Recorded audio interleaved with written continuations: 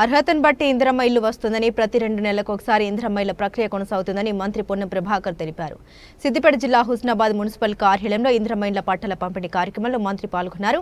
Collector మను చౌదరితో కలిసి 144 మంది లబ్ధిదారులకు ఇందిరమ్మ ఇళ్ల పట్టాలను పంపిణీ చేసి ఇందిరమ్మ మోడల్ హౌస్ను ప్రారంభించారు. ఇందిరమ్మ ఇళ్ల కోసం ఎవరికీ ఒక పైసా ఇవ్వాల్సిన అవసరం లేదని, అర్హతను బట్టే కేటాయింపు ఉంటుందని మంత్రి తెలిపారు.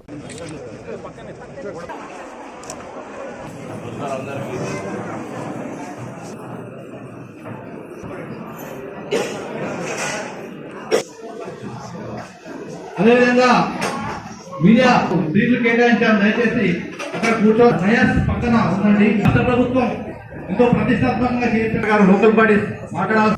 ఆనరబుల్ డిస్ట్రిక్ట్ కలెక్టర్ గారికి, honourable members of Husnabad municipality and ప్రత్యేకంగా వాస్తవమైన ఈ కార్యక్రమ ముఖ్య అతిథులు మీరు అందరం హుస్నాబాద్ టౌన్ లో ఉన్న ఇందిరమ్మ ఇల్లు ఇచ్చిన తర్వాత ఒక హౌస్ ఎలా కట్టగలుగుతారు అది చూపించడానికి ఇక్కడే పక్కన ఒక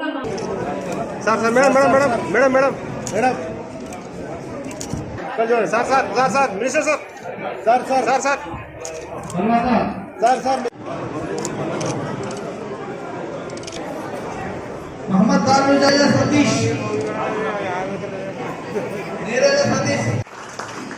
144 ఇంట్లో మొదటి సంవత్సరం ఇప్పుడు శాంక్షన్ అని, మళ్ళీ మీరు కట్టుకునే లోపల కొత్తగా ఇల్లు రానటువంటి ఇంకా చాలా మంది ఉన్నారు.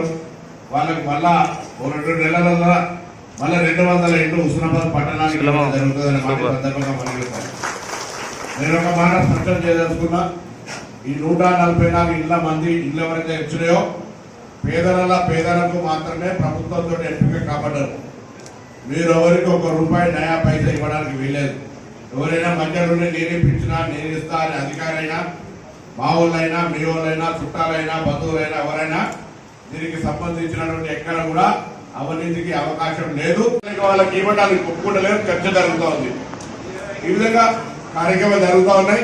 దయచేసి నేను మళ్ళీ చెప్తా ఉన్నా, 10 ఏళ్లలో వాళ్ళు కట్టినాయి శాంక్షన్ ఇచ్చినాయి 1400, అలా కట్టినాయి 140.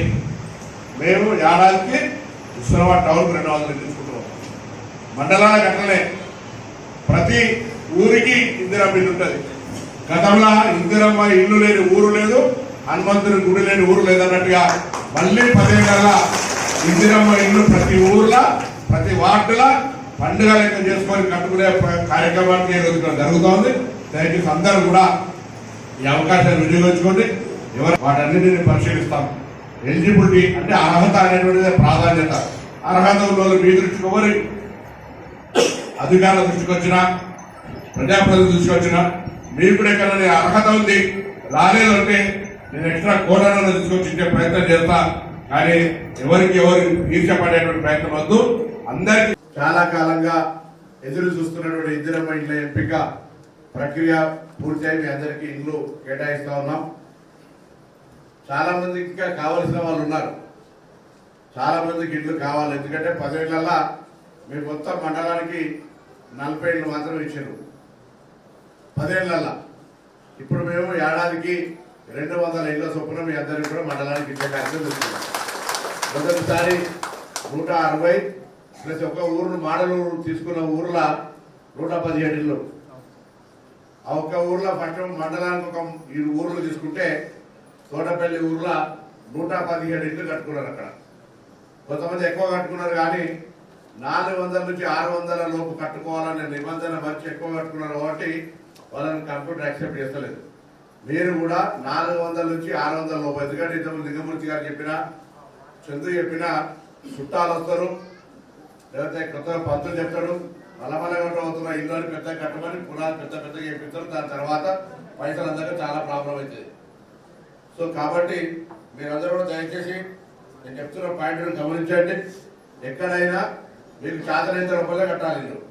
చాతనైనంత కట్టకపోతే పెద్ద కట్టిననుకో ఇల్లు, పెద్ద కడితే దానికి సంబంధించినటువంటి పైసలు సరిపోక ఇల్లుకు ప్రాబ్లం అవుతుంది. అదేవిధంగా ఇళ్ళ ఎంపిక ప్రక్రియకు సంబంధించి నేను మీ అందరికీ ఒక సూచన చేస్తాను. ఇళ్ళ ఎంపిక ప్రక్రియ మీకు అర్హత ఉంది కాబట్టి పేదలకు ఇవ్వాలనే ఆలోచనతో మిమ్మల్ని ఎంపిక చేశారు.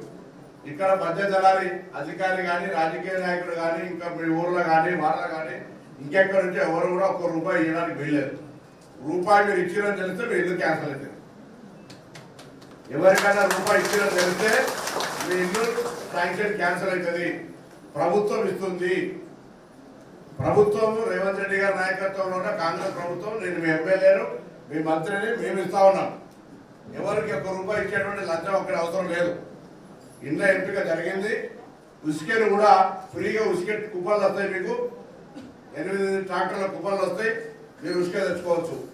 దాని తర్వాత మీరు బాత్రూమ్లు కట్టు. ఇప్పుడు ఇంట్లో కూడా బాత్రూంలో స్కీమ్ ఉంది. ఇలా బాత్రూంలో కూడా కట్టుకుంటారు. కానీ బయట బాత్రూమ్ కట్టుకుంటే ఉపాధి హామీ కింద బాత్రూమ్ కూడా పైసలు ఇస్తారు. దాని తర్వాత రేపు